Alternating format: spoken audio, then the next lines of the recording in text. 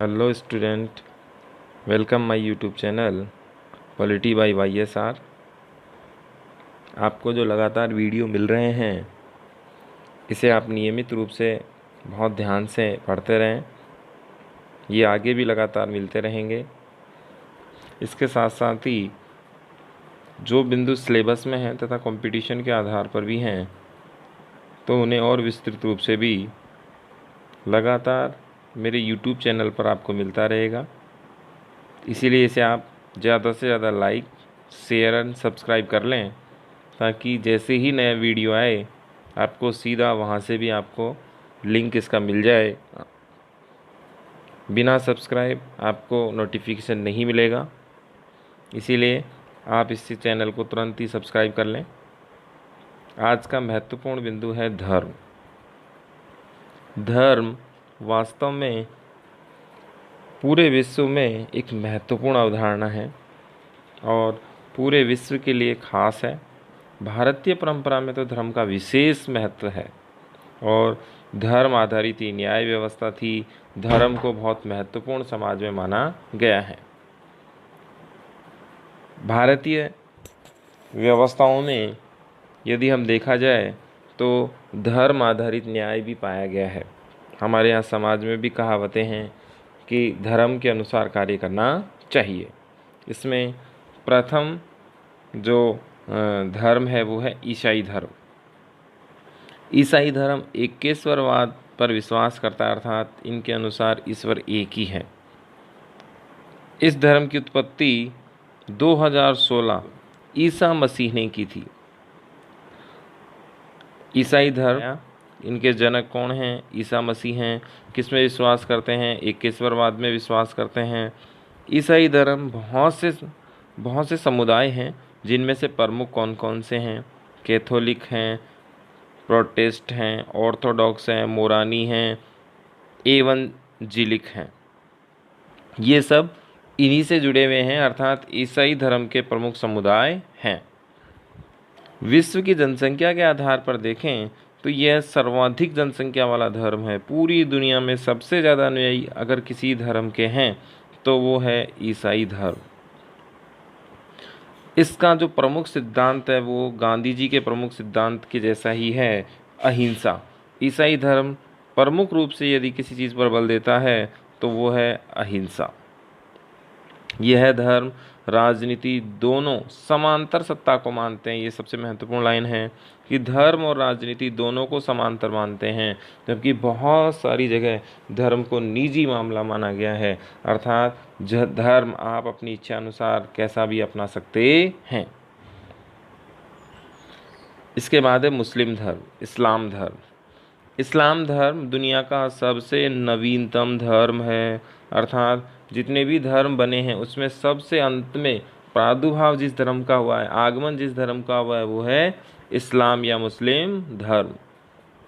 इसका उदय 622 ईस्वी में हुआ है और इसके जन्मदाता है मोहम्मद पैगंबर साहब, जिन्होंने मक्का मदीना से इसकी शुरुआत की। आज दुनिया में लगभग 1.5 अरब आबादी इस्लाम को मानने वाली, इस्लाम के समर्थक अनुयायी है। जनसंख्या की दृष्टि से यदि देखा जाए तो पूरे विश्व का 5वां हिस्से में जो जनसंख्या है या 5वें स्थान की जो जनसंख्या है वो इस्लाम की समर्थक है। भौगोलिक दृष्टि से देखें, ये सबसे महत्वपूर्ण है, तो विश्व के केंद्रीय भाग में आने वाले जितने भी देश हैं उसमें ज़्यादातर देश इस्लाम को मानने वाले हैं। अमेरिका, यूरोप, खाड़ी देश, एशिया, अफ्रीका, चीन, बहुत सारी जगह पर इस्लाम अभी स्थापित है। ये किसी सीमा में नहीं बल्कि पूरे विश्व में ही फैला हुआ है। इस्लाम का जन्म के बाद बहुत तेज़ी से बढ़ा। इसका जन्म मक्का मदीना में हुआ है, ये वेरी इंपॉर्टेंट है। नींव मोहम्मद पैगंबर साहब ने रखी थी और इसके जो समर्थक हैं वे अरब जातियाँ इस्लाम में शामिल होती चली गई। तो यहाँ से एक बात निकल कर आई कि इस्लाम धर्म बेसिकली 622 में आया, मोहम्मद साहब लेके आए। सबसे नवीनतम धर्म है, 1.5 अरब से ज़्यादा आबादी इसके अनुयायी हैं। ये 5वें हिस्से को ध्यान में रखता है, विश्व के केंद्रीय भाग से स्थापित है और बहुत तेज़ी से ये बढ़ा। इसकी सबसे खास बात क्या रही कि इस्लाम को फैलाने के लिए बहुत से युद्ध लड़े गए, बहुत से युद्ध भी लड़े गए।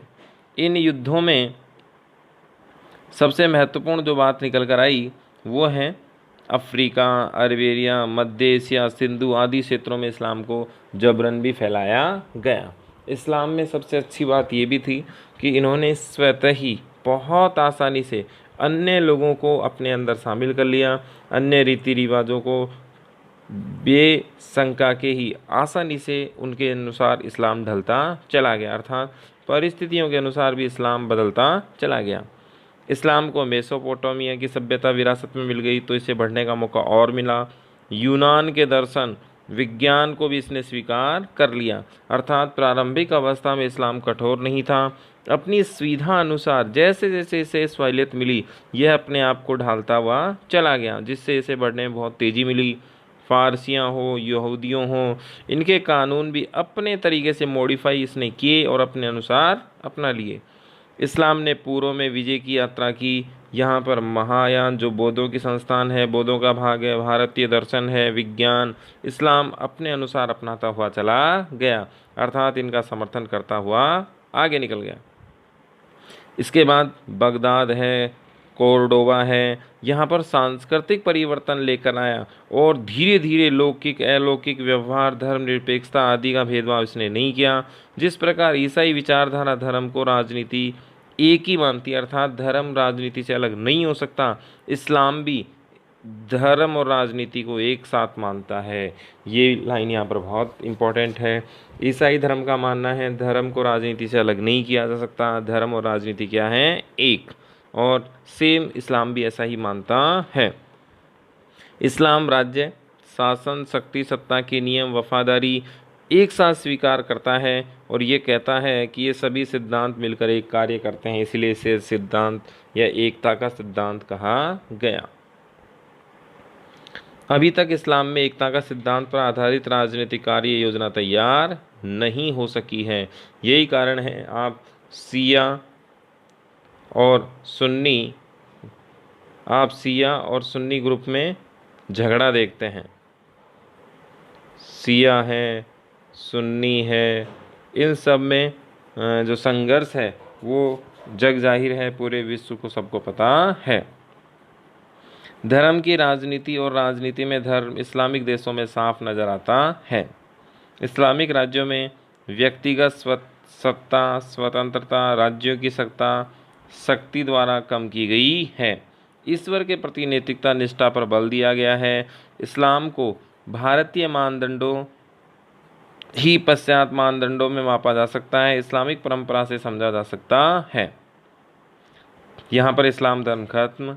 बेसिक धर्म क्या है, वास्तव में धर्म क्या है? धर्मनिरपेक्षता को अधिकांश देशों ने स्वीकार किया है, भारत भी इसका समर्थन करता है। अधिकतम लोकतांत्रिक देश धर्म को अपना व्यक्तिगत निजी मामला मानते हैं, ये सबसे महत्वपूर्ण लाइन है।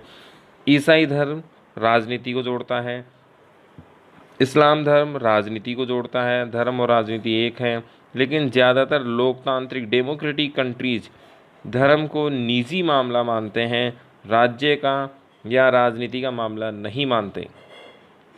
सामाजिक व्यवस्था एक धर्म को माना जाता है। आध्यात्मिकता की शुरुआत जहाँ धार्मिकता समाप्त होती है। विवेकानंद जी ने आध्यात्मिकता और बाहरी औपचारिक धर्म में अंतर करते हुए कहा था, क्या कहा है? धर्म मनुष्य से पहले भी व्याप्त है। देवत्व आध्यात्मिकता का विचार मानते हैं। विवेकानंद जी कहते हैं कि धर्म मनुष्य से पहले भी था, देवत्व आध्यात्मिकता का विस्तार मानते हैं। मार्टिन लूथर किंग कहते हैं, गुरु नानक कहते हैं, मनुष्य की दिव्यता का संदेश इन्होंने धर्म के आधार पर दिया है कि मनुष्य क्या है, दिव्य है। डॉक्टर राधा कृष्ण सर्वपल्ली साहब कहते हैं, आध्यात्मिकता को धर्म पर विकेंद्रित माना है। धर्म का सार ये है कि आत्मा के विकास के लिए जो आध्यात्मिक पक्ष है, जीवन को धर्मनिरपेक्ष की ओर बढ़ाना चाहिए, जिससे आत्मा का क्या हो जाए, विकास हो जाए और कहीं न कहीं आध्यात्मिकता बहुत आसानी से प्राप्त हो जाए। अब धर्म का अर्थ, ये भी बहुत इम्पोर्टेंट है। धर्म का सर्वप्रथम आगाज पूर्व की संस्कृति में होता है। पूर्व की संस्कृति में हुआ। पूर्व की विकसित संस्कृति में धर्म में चिंतन मनन हुआ। इसके बाद धर्म हमेशा महत्वपूर्ण बना रहा। भारत का धर्म क्या है? कर्तव्य करना, अहिंसा का समर्थन करना, न्याय को अपनाना, सदाचार सद्गुण को अपनाना, ये भारत के अनुसार क्या है? धर्म है। सामान्य धर्म कौन सा होता है? प्रार्थना करना, विश्वास करना, ये सब क्या है? कल्याण के साधन है, धर्म के साधन हैं। शक्ति के उच्चतम विकास का लक्ष्य क्या है? स्व को जानना। ये स्व क्या है? इसको भी डिफाइन किया गया है। स्व का अर्थ है मनुष्य जब स्वयं को जान लेता है, परमार्थ से जुड़ता है, भगवान से जुड़ता है, परमात्मा से जुड़ता है। भगवान श्री कृष्ण कहते हैं, गीता में उन्होंने आदेश दिया, उपदेश दिया, प्रत्येक देहधारी जिसमें शरीर धारण किया है, मानव को प्रकृति के विवेक उपहार है। यहाँ पर ये उपहार प्रकृति से विवेक उपहार में मिला है। जो देह मिली है वो मानव को प्रकृति से विवेक रूपी जो बुद्धि मिली है वो क्या मिली है? शरीर में उपहार के रूप में मिली है, जिसमें मनुष्य विवेक से क्या कर सकता है? सर्वश्रेष्ठ कार्य कर सकता है। आप भी जानते हैं इस सृष्टि में मानव ही एकमात्र ऐसा सजीव है जिसमें क्या है? विवेक है। और ये बात भगवान श्री कृष्ण ने भी कही है, गीता में उपदेश दिया है कि एकमात्र मानव ही ऐसा है जिसमें क्या है? बुद्धि है, विवेक है, सोचने की शक्ति है, और इसीलिए वह क्या है? सर्वश्रेष्ठ है। वह जान सकेगा और सर्वश्रेष्ठ कार्य करेगा कि मनुष्य का धर्म क्या है, और यही क्या है? स्वधर्म है। वह अपने विवेक के अनुसार कार्य कर सकता है, उसमें सोचने की शक्ति है। रिलीजन, अंग्रेजी धर्म का समांतर अर्थ क्या है? रिलीजन है, जिसका अर्थ क्या है? आस्था, विश्वास, अपनी मान्यताओं से। लेकिन रिलीजन का धर्म पूरी तरीके से स्पष्ट नहीं होता। अंग्रेजी का जो रिलीजन शब्द है वो धर्म का अर्थ पूरी तरीके से स्पष्ट नहीं करता है। धर्म का संकीर्ण अर्थ क्या है? वास्तव में अगर छोटे रूप में देखे जाएं तो धर्म क्या है? कर्म कांड है जो भारतीय हिंदू धर्म में पाए जाते हैं। तिलक है, चोटी रखना है, दाढ़ी रखना है, टोपी रखना है, ये बाहरी आडंबर है, दिखावा है, और इससे हम विभिन्न धर्म की पहचान कर सकते हैं। कठोर परंपराओं को अपनाना धर्म का संकीर्ण अर्थ है जो रूढ़िवादिता में भी पाई जाती हैं। गीता में भगवान श्री कृष्ण का आदेश है, उपदेश है, धर्म का व्यापक अर्थ उन्होंने बताया है। क्या है कि प्रत्येक मनुष्य का कार्य क्या है? निश्चित है, निर्धारित किया गया है, और धर्म सर्वत्र पवित्र माना गया है। समाज की सभी संरचनाओं को अपना अपना कर्म पूरा करना चाहिए। इसी कारण सभी मानव को एक सूत्र में बांधा गया है, और वह क्या करे? कर्म करे। भगवान श्री कृष्ण ने गीता में यही आदेश दिया है।